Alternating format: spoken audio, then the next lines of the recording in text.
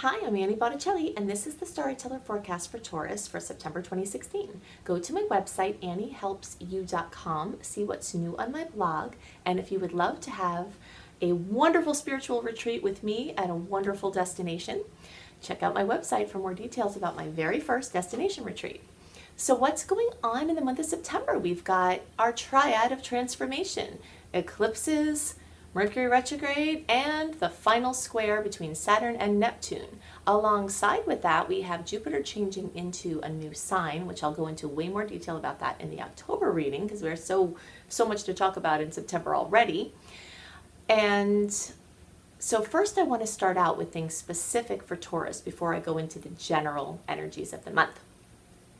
Taurus energy has a massive crowding of planets, including the solar eclipse opening up new beginnings in the 5th house. Now, what I'm about to describe could show up for Taurus placements of all Taurus placements, early, middle, and late degree placements. If you are a late degree placement, which means that your birthday is at the end of the sign, like the very end, like the last week or so of the sign, or like the last 7 or so degrees, like 23 through 29 degrees if you're watching for your rising sign, the eclipses are going to behave, and the personal planet energies are going to behave more like what I described in the early and middle Gemini placement. So if you are a late degree placement there at the end, I highly recommend that you watch the Gemini video, because all of those things that I described for early and middle Geminis are actually going to be truer for all of you late degree Taurus placements than what I'm about to describe. But what I'm about to describe, much of it is coming soon for you. So I would listen to both this and that one. Okay, so there's this huge gathering of energy, new portals opening in the 5th house. And the 5th house has to do with children, creativity, romance. It's also the house of true love. It's very exciting to have a solar eclipse in the house of true love, because for many people it could bring in your true love, or it could bring advancement along a continuum with that person if you've already found them. So many people are going to have something notable come up with children, grandchildren, fertility, conception, etc. For some of you, your creative projects are your babies. And you might notice that you have something new, a new creative project opening up, new opportunities for expressing yourself creatively coming up. This is also the house of fun, just fun for the sake of itself, hobbies, pleasure. For those of you who are athletes or singers or musicians, this energy is housed in the 5th house. So you might have new opportunities along the lines of the things that you're into that show up here. The solar eclipse opens up new energies. The lunar eclipse closes out old energies. So for Taurus placements, the ending, the completion, the fruition, sometimes the drama with the full moon and the lunar eclipse, that is going to occur in your 11th house. And again, if you're a very late degree placement, this will behave more like what I described in the early middle Gemini. So listen to that one too. But the energy closing out in the 11th house shows a theme of closing out, trying to make everyone happy, and opening up, trying to be happy yourself. This dynamic between the 11th house and the 5th house has to do with the greater good versus what you're happy with. Serving everybody, making everybody happy, people pleasing, and doing what your heart is telling you to do. So this is a pretty exciting eclipse cycle in the way that it's bringing you closer to your true heart song. Many people will wind up doing what people told them to do, trying to keep everybody happy, and just kind of forget about what they want. And this eclipse cycle that started at the beginning of 2015 and runs well into 2017 is breaking down this issue within yourself so that you can see how you can do this better. Now, it could turn out that you could serve the world and make people even more happy once you take the time to figure out what you'd be happy with. There are people in your life that just want you to be happy. And when you're not happy, they're not happy. And if you find out what makes you happy, you thereby will people please better rather than the old way of doing it. So the eclipses always represent this opportunity to clear out dysfunctional relationships and strengthen functionality and pleasure and enjoyment and fulfillment within relationships. For some of you, it might also mean the ending of a friendship, or the, something eclipsing out with a friend or a group or a team. Maybe you leave a team or a group or a community, something like that. The 11th house has to do with groups, teams, organizations, humanitarian efforts, also internet-based projects. So something is closing there and opening in this 5th house. So these are things that are specific for Taurus energy. I'm calling the month of September, the general theme of the month of September for all signs, the triad of transformation. There are 3 events occurring this month: the eclipses, Mercury retrograde, and the final Saturn-Neptune square, that each on their own have their own story and potentials for change. But when converging together, they bring just massive opportunities for alchemy. So I'm going to break these down into their sections. Eclipses are powerful astronomical and astrological events that occur twice a year. We call them the spring eclipses and the fall eclipses. Of course, if you're down under, that would be opposite. So this fall eclipse for you is your spring eclipse set. But in any case, the eclipses change trajectories. From the astrological standpoint, they change trajectories. So if you're hoping for or supposed to be doing something over here, but you're on this track, it jostles you sufficiently to move your trajectory. And so the amount of force that is necessary to take your path and change it is equal to the amount of force that the eclipses will come with. Sometimes there just needs to be a little adjustment. Sometimes there needs to be a major adjustment in the form of something very life-changing to get people on track. Sometimes the news comes with eclipses that is unwelcome. Sometimes it comes just as the best thing that you could ever hear, and sometimes these things happen both at the same time. Eclipses run in cycles, and the cycle that we're working on now is the Pisces-Virgo eclipse, the Pisces-Virgo polarity. This polarity started in the spring of 2015, or you could say the fall of 2015 for people down under. And the way that this works is the eclipse polarities run over a period of time. These run into spring of 2017. And there's a 4 to 6 month integration rate. So we'll say until almost the end of October of 2017 is when this full storyline is rolling out. So the eclipses work on a certain sector of your life. They work on the general sector for the signs, the Virgo Pisces, and then we talked about for your sign specific what the themes were for the houses. Now, the whole time that these eclipses are occurring, it's taking pieces, working on a project, and moving you along a continuum.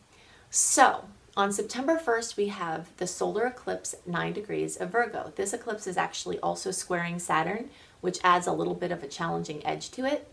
Then we have the lunar eclipse on September 16th at 24 degrees of Pisces, and that is conjunct Chiron, which is adding another intense element to it.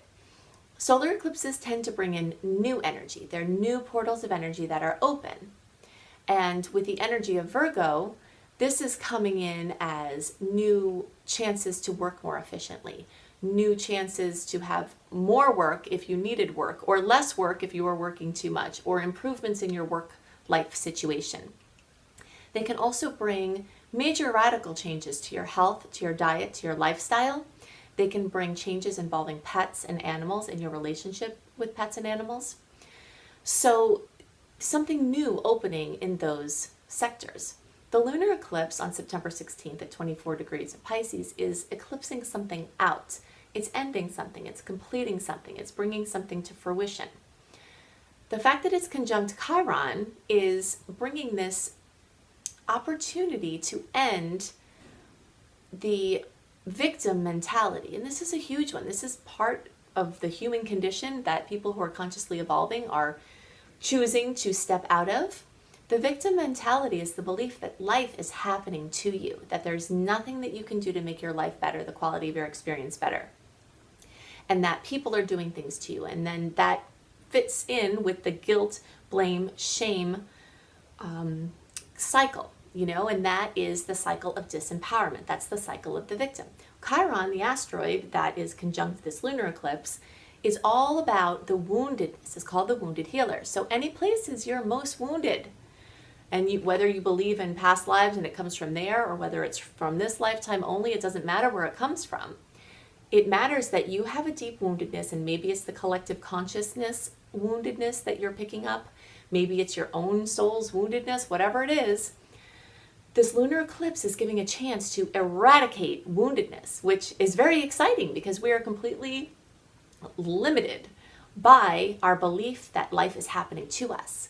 By using astrology and other tools as opportunities for conscious evolution, improving the quality of your life, we can't control what's going to happen. There are things that are going to happen that are beyond our say, and things have their cycles, and that's the way things are in this plane. But at the same time, we have 100% control over how we see things, how we change our quality of experience.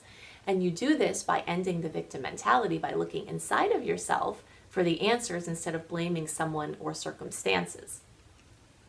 So many of the things that will have an opportunity to end with the lunar eclipses have to do with addictions, fears. The 12th house, which rules Pisces, where this eclipse is in sign, has to do with your deepest fears, your deepest habits, your deepest negative conditioning. So ending something in that sector.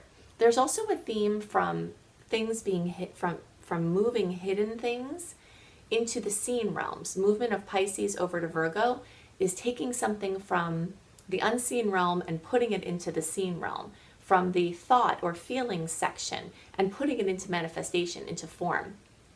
There's also a theme from formlessness, abstract thoughts and ideas, to form. So it's a major, major manifestation portal to take things from here and bring them out here. So while all of this is going on, you may notice that if you follow storylines that have happened since the beginning of 2015, you're in process. And this is not the end of the cycle. We're still in process. So while it might seem like there's a definitive end to certain things, certain other things will take well into 2017 to really, really move to their integration. But we're at another important point here of that continuum. At the same time as the eclipses are occurring, we have Mercury retrograde. We hear about Mercury retrograde 3 to 4 times a year, and it can get, boring. We don't want to hear about Mercury retrograde anymore, maybe. But the fact that it's happening during the eclipse season is very, very strongly bringing up this story of the earthworm. I always think of the earthworm when I think about Mercury retrograde, because the earthworm just goes over old ground, and that's the theme totem animal in Ted Andrews' animal deck. I love Ted Andrews' work. And he talks about the earthworm working old ground, and that's what I think of when I think of retrogrades. So when Mercury retrograde comes up, which that went retrograde August 30th through September 21st or 22nd, depending on your time zone. And then the shadow periods stretched out, started about August 10th, and then stretch at the tail end until about October 7th. But once it's direct, every day that Mercury gets stronger, you'll feel it, and it's not until October 7th that it regains full strength, but it doesn't mean you can't take some action before then, because that's going to become an open window for taking action. This eclipse time of September is not the time to take action unless it is forced by the eclipses. If there's any way you can put off making your decisions, making your plans into the last week of September, at least if possible, then it's going to be a little bit easier for you. Because of the Mercury retrograde cycle, it lends itself to short-term arrangements. So let's say some news comes in from the eclipses and you have to do something different. You have to make an arrangement. Try to make those arrangements temporary. Something like a 6-month lease on a house, a 6-month contract, something month to month, or something that has some flexibility in what you're agreeing to, because the Mercury aspect of it tells us that some aspects of what's coming in may have a shorter shelf life and may still be in process. So you can see more about Mercury retrograde, the do's, the don'ts, and such by looking for my Mercury retrograde video. If you search for Annie Botticelli and put in Mercury retrograde, then you can find that there. So the third aspect of this triad of transformation is the final square between Saturn and Neptune. Saturn is the bringer of form, and Neptune is the ruler of Pisces, which is this unseen, hidden realm. So there's a big theme, and you're hearing it come in through the eclipses, you're hearing it come in through the Saturn-Neptune, of form versus formlessness, of, you know, the things that you can see and the things that you can't see. And for many people who are doing spiritual work, you can't see a lot of those things. They're not as tangible. But to those of us that dwell in those realms, they're just as real as the things that you can see in front of you. I always think of the idea of cell phones. Nobody ever questions, you know, looking at a cell phone and you're calling someone across the world. You can't see how that's going on. You can't see the cell phone beaming up to the satellite, you know, and whatever else that goes on there. You can't see it, but you trust that it's happening because you see that it's happening. You know, and there are many, many, many, many things that we can't see that are real, that are totally real. And the journey of humanity into these lesser seen realms is part of this clash between Saturn and Neptune. It's telling the story of the battle of the seen and the unseen, the form, the formlessness, you know. So we started this square cycle November 2015.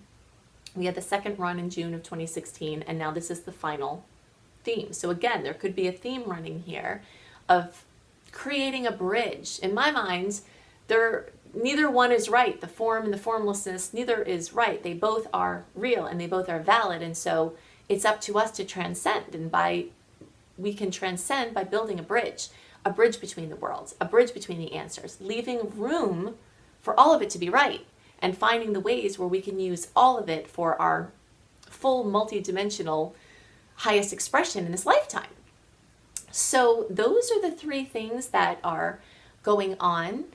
There's something else, and of course there are lesser aspects. You can always get more information about the lesser aspects that are going on that I don't mention in the horoscopes when you sign up for my free email newsletter. If you go to anniehelpsyou.com, on my front page you can sign up for my free email newsletter, and I write dates to notes and general themes, and I send that out a month before the month that it's talking about, so that you can see what good days, you know, for things for your planning purposes. Something else very noteworthy this month that I'm going to go into way more detail in October is Jupiter changing signs. It's moving into Libra, and so it's been expanding and bringing growth and opportunities in Jupiter for a year, and now it's going to bring mischief and miracles into the house or the sign of relationships. So I'm going to talk about how that will affect your sign specifically and more details about Jupiter next month, because we already had so much to focus on in September. So I hope that you have a wonderful month. If you're interested in learning astrology with me, there might be a few slots left in my astrology apprenticeship program. You can see that on my website, anniehelpsyou.com. I always have new blogs there all the time. I also have my Creating Successful Online Business course if you want to take your light work into the international realms and not be geographically tied. And I have my new Soul Connections destination retreats that are starting. So you can check out more information about my first retreat for this fall. And I hope that you have a wonderful month. I'll see you next month. Bye.